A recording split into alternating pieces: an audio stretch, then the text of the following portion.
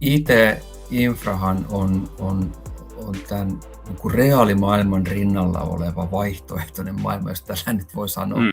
En tiedä, onko nämä sanat oikeita, mutta niin kuin meidän niin kuin jokaisen elämä, kaikki mitä me tehdään, ja samoin myös yritysten toiminta, niin se elää omaa elämäänsä ja makaa niin kuin IT:n päällä. Se on niin kuin digitalisoitunut, siellä on palvelimia, siellä on bittejä, siellä on tietoliikennettä, siellä on järjestelmiä, sovelluksia ja kaikki mitä sen ympärillä on.